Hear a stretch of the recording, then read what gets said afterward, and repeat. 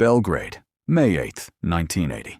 4 kings, 31 presidents, 22 prime ministers, 47 foreign ministers, delegates from 128 different countries, out of only 154 in the entire United Nations at the time. Look at who's actually standing in this crowd. Leonid Brezhnev, General Secretary of the Soviet Union, is here. So is Margaret Thatcher, Britain's fiercely anti-communist Prime Minister. So is Helmut Schmidt of West Germany. So is Erich Honecker of East Germany. This is the height of the Cold War, barely months after the Soviet invasion of Afghanistan shattered any illusion of détente between Washington and Moscow. And somehow, on this one day, in this one city, the two opposing halves of the entire planet are standing in the same room for the same funeral. To this day, historians still call it the largest state funeral in human history.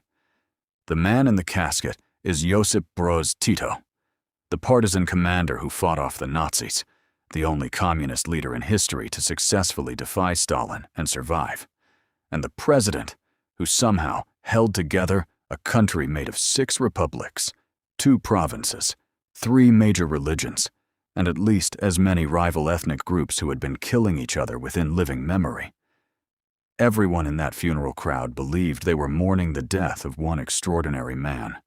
What almost none of them understood, what wouldn't become horrifyingly clear for another decade, is that they were also watching the opening scene of their country's slow-motion collapse, and the strangest part of this story isn't that Tito's death caused it. It's that Tito himself, years earlier, had unknowingly written the exact mechanism of that collapse into law while trying to prevent the one thing he feared most. To understand what actually broke after Tito died, you first have to understand what a genuinely strange, fragile thing he'd built in the first place. Yugoslavia wasn't a natural country. It was a patchwork of Serbs, Croats, Slovenes, Bosnian Muslims, Macedonians, Montenegrins, and ethnic Albanians in Kosovo. Groups with different religions, different alphabets, and, in several cases, a very recent history of massacring each other during the Second World War. Holding that together under any circumstances would have been difficult. Tito did it not through some clever peace process, but largely through the sheer force of his own personal authority, reinforced by a genuinely remarkable personal story.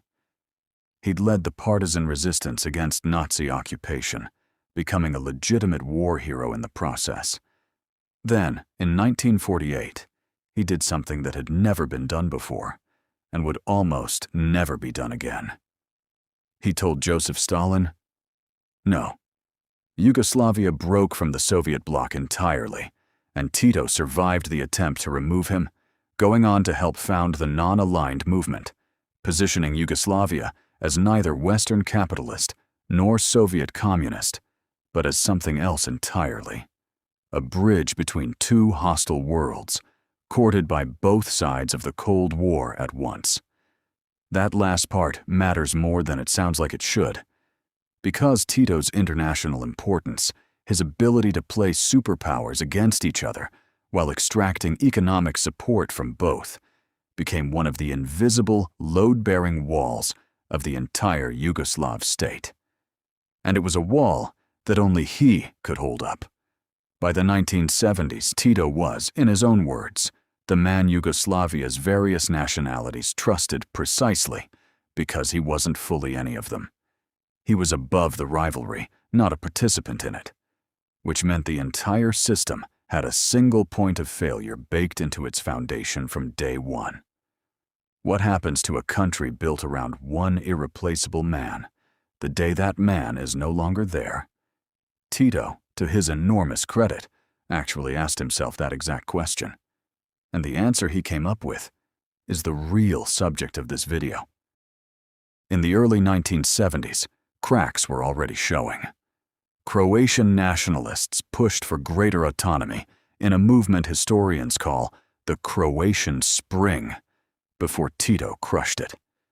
Ethnic Albanians in Kosovo were growing restless under Serbian administrative control, Economic disparities between the wealthier northern republics and the poorer south were creating real, material resentment, not just cultural friction.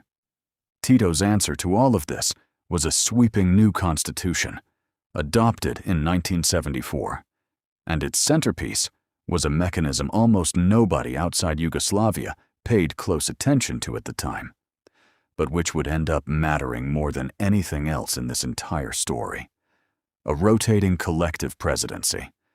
Here's how it worked. After Tito's death, Yugoslavia would not be led by a single president. Instead, power would sit with 8 representatives, 1 from each of the 6 republics, plus 1 each from Serbia's 2 autonomous provinces, Kosovo and Vojvodina. Each year, the chairmanship of this body would rotate to a different member. No individual would ever again hold the kind of singular, unquestioned authority Tito had held for over 3 decades. Think about what Tito was actually trying to solve here. He wasn't naive. He understood perfectly well that no successor could inherit his personal legitimacy, his war hero mythology, his standing with both Washington and Moscow simultaneously. Rather than risk one ambitious general or party boss trying to seize that kind of power and plunging the country into a civil war over who would be the next Tito, he tried to engineer the problem away entirely. Spread the power out so thin, across so many hands, that no single person could ever again become powerful enough to threaten the state, or be a large enough target for any one republic to rally against. It was, on paper, a genuinely thoughtful piece of institutional design. It was also, in practice, a slow-acting poison.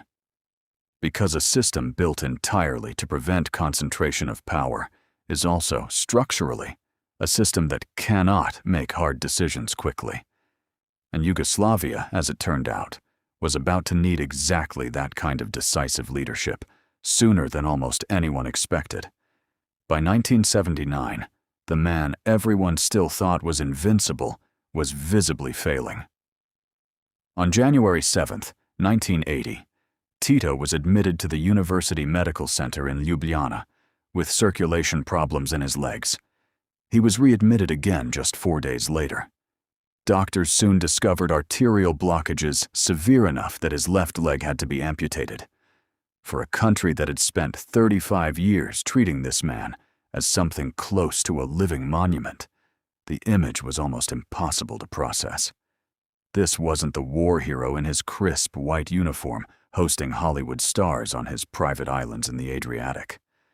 This was an 87-year-old man in a hospital bed, his body failing in real time, while an entire nation, and in a real sense, an entire world, held its breath. The illness dragged on for nearly 4 months, an agonizing, very public decline broadcast in a steady drip of official health bulletins. In late February, his kidneys began to fail. By March, his heart and lungs were deteriorating. In late April, while still hospitalized, he suffered a stroke. Gangrene had already set in. On Sunday, May 4th, 1980, at 3:05 in the afternoon, just 3 days before his 88th birthday, Josip Broz Tito died in the cardiovascular surgery ward of the Ljubljana Medical Center in a small room on the 7th floor. The Central Committee's announcement went out that evening, addressed, in its own words, to the working people, citizens, and every nation and nationality of Yugoslavia. It's a strange phrase to sit with for a moment. Every nation and nationality. A formal acknowledgement, right there in the death announcement itself, that this country was never really one nation to begin with. It was always a coalition, held together by one man's gravity. And that man was gone. What happened next is the scene we opened this video with, and it's worth returning to now with fuller context, because on the surface, it looked like proof that Tito's system was working exactly as designed. His body was carried from Ljubljana to Belgrade aboard his personal train, the Blue Train, accompanied by his 2 sons. Crowds lined the route at every stop, many in tears, reciting a devotional phrase that had been drilled into a generation of Yugoslav schoolchildren, a promise that they would never stray from his path. In Belgrade, black-bordered portraits filled shop windows. Enormous red banners declared that his name was freedom itself.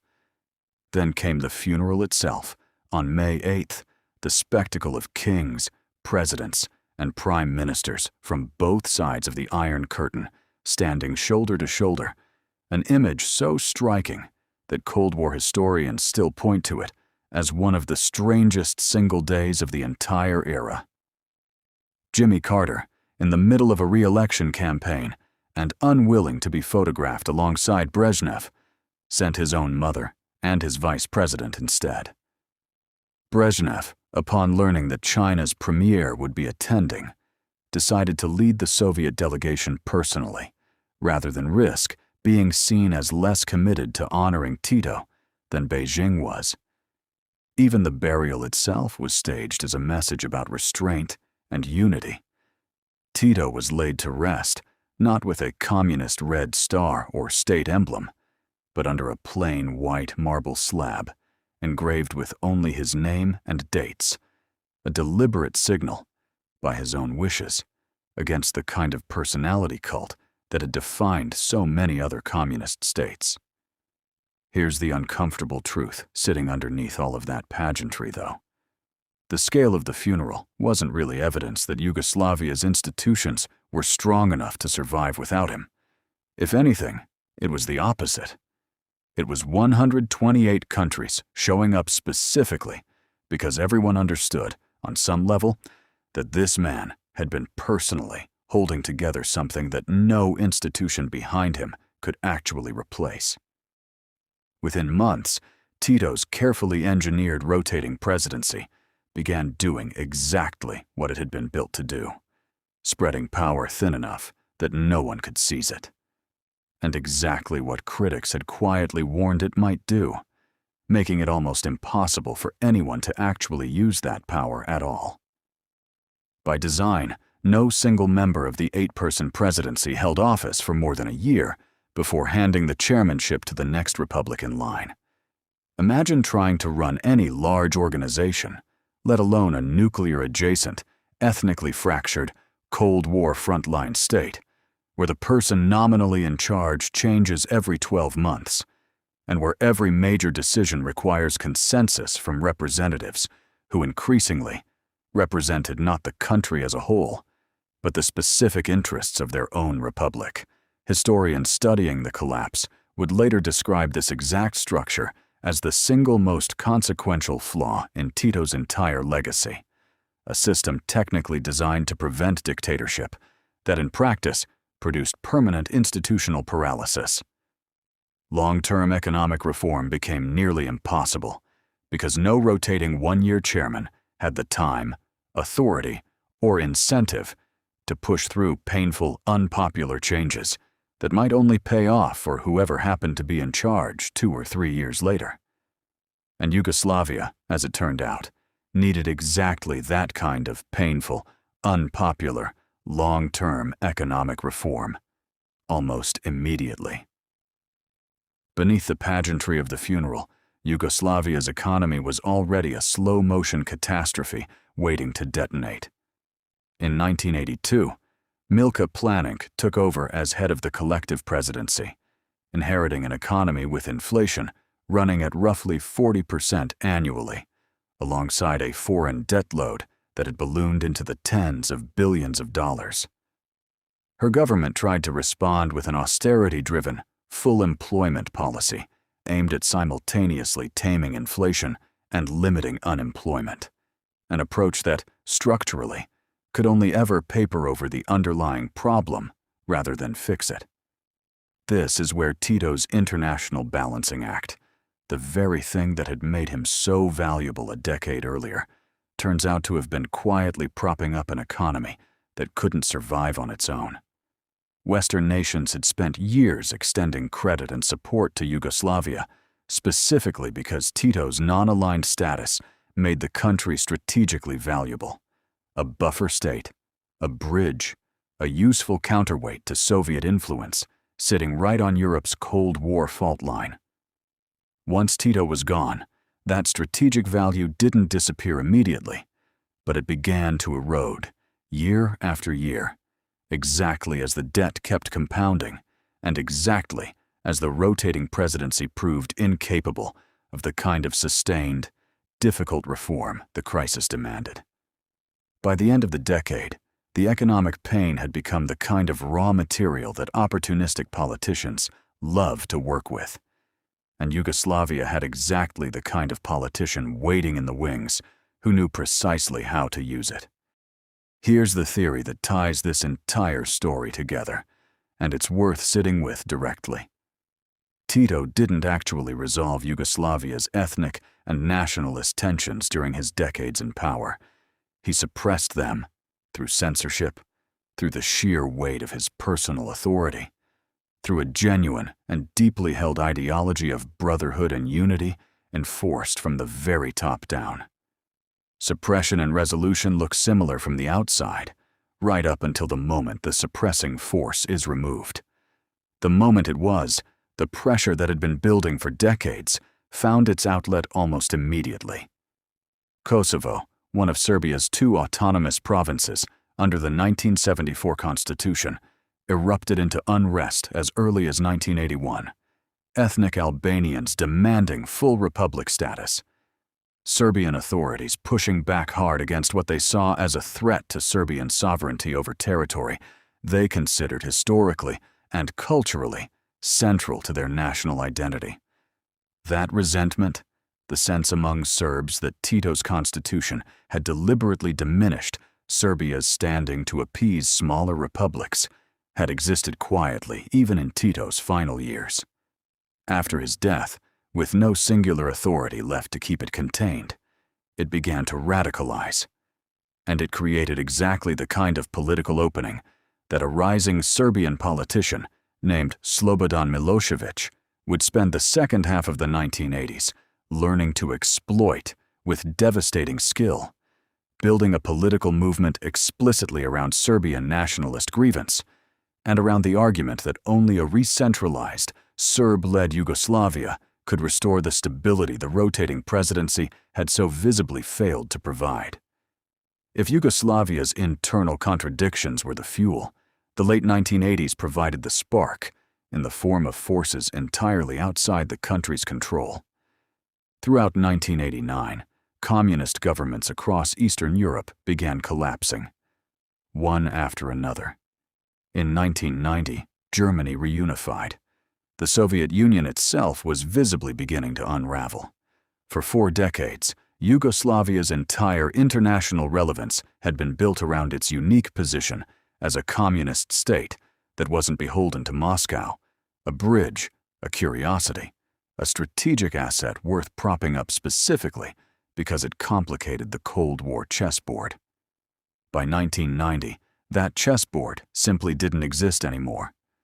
The West's attention, and more importantly the West's money, shifted decisively toward the newly opening states of Eastern Europe. The economic and financial lifelines that had quietly been keeping Yugoslavia's federal structure solvent for a decade began drying up at precisely the moment the country's internal institutions were least equipped to handle the shock. The country that Tito had made globally important, specifically by being the exception to the Cold War's rules, found itself, the moment the Cold War ended, with nothing left that made it exceptional at all. By 1990 and 1991, everything that had been quietly corroding for a decade finally gave way, all at once. Slovenia and Croatia moved toward independence. The federal government the 1974 Constitution had built, deliberately weak, deliberately diffuse, deliberately incapable of decisive unilateral action, had no real mechanism left to hold the country together, and increasingly, no political will left among its own member republics to even try. By 1992, the Socialist Federal Republic of Yugoslavia, the country of 6 republics and 2 provinces that Tito had spent 35 years constructing and defending, no longer existed. What followed in the years after was some of the deadliest conflict Europe had seen since the Second World War, playing out along nearly the exact same ethnic fault lines Tito had spent his entire career trying to paper over. Step back now and look at the whole shape of this story, because the irony sitting at its center is almost too precise to be an accident of history. Tito feared exactly one specific outcome above all others: a single ambitious successor seizing his kind of personal, unchecked power and either becoming a new dictator or triggering a civil war among rivals fighting over the throne. To prevent that one specific danger, he engineered a system that diffused power across 8 people, 8 republics, and an annual rotation designed to make sure no single figure could ever again dominate the state the way he had. It worked perfectly, on its own narrow terms. No single dictator ever did rise up to replace him. But in solving for the one threat he could clearly see, Tito accidentally built the exact conditions for the threat he couldn't: a federal government too weak and too divided to hold together a country whose only real adhesive, all along, had been his own singular, irreplaceable authority. The rotating presidency wasn't undone by a rival. It was undone by the complete absence of anyone with enough authority to be a rival to anything at all, including to the slow, grinding economic crisis and resurgent nationalism that ultimately tore the country apart. On May 8, 1980, 4 kings, 31 presidents, and delegates from 128 countries stood together in Belgrade to bury a man who had held together 6 republics, 3 religions, and a dozen rival ethnic identities through the sheer force of his own personal legend. What none of them fully understood that day is that the mechanism meant to protect his legacy, the very safeguard Tito had built specifically to prevent a single successor from ever repeating his mistakes, was the same mechanism that would leave his country defenseless a decade later. Not against one man seizing too much power, against nobody having enough of it, at exactly the moment it was needed most. The man who spent his life terrified of being replaced by another Tito never considered the one danger actually waiting for his country: a government with no Tito in it at all.